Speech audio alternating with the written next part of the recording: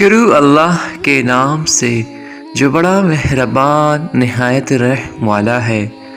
حضرت علی رضی اللہ تعالیٰ عنہ ہمارے پیارے نبی صلی اللہ علیہ وسلم کے چچا زاد بھائی بھی تھے اور داماد بھی۔ بچپن میں وہ ہمارے پیارے نبی صلی اللہ علیہ وسلم ہی کے پاس رہتے تھے، اس لیے بھی آپ کو ان سے بہت محبت تھی۔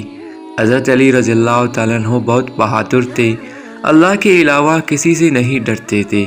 ان کی بہادری کا ایک واقعہ تو یہ ہے کہ جب پیارے نبی صلی اللہ علیہ وسلم مکہ مکرمہ چھوڑ کر مدینہ منورہ جا رہے تھے تو آپ صلی اللہ علیہ وسلم نے حضرت علی رضی اللہ تعالیٰ عنہ سے فرمایا تھا، آج رات تم میرے بستر پر سونا اور صبح لوگوں کی امانتیں واپس کر کے مدینہ چلے جانا۔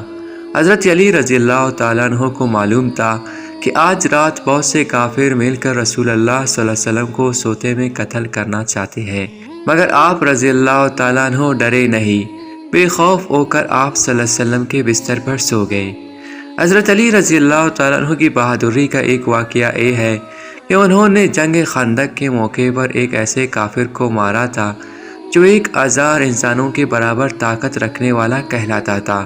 اس کا نام عمرو ابن عبدود تھا۔ ہوا یہ تھا کہ مکہ کے کافروں نے ہزاروں کے لشکر کے ساتھ مدینہ منورہ پر حملہ کر دیا تھا۔ ہمارے پیارے نبی صلی اللہ علیہ وسلم اور ان کے صحابہ رضی اللہ تعالیٰ عنہ نے اپنے بچاؤ کے لیے مدینہ کے 3 طرف بہت گہری اور چوڑی نالی کھودی تھی۔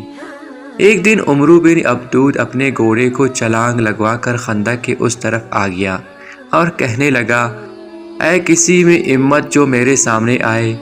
حضرت علی رضی اللہ تعالیٰ عنہ رسول اللہ صلی اللہ علیہ وسلم سے اس مقابلے کی اجازت مانگی۔ آپ صلی اللہ علیہ وسلم نے فرمایا، علی جانتے ہو یہ عمرو بن عبدود ہے؟ حضرت علی رضی اللہ تعالیٰ عنہ نے کہا، جی ہاں جانتا ہوں۔ پھر آگے بڑھے اور تلوار کے ایک ہی وار سے اس کا خاتمہ کر دیا۔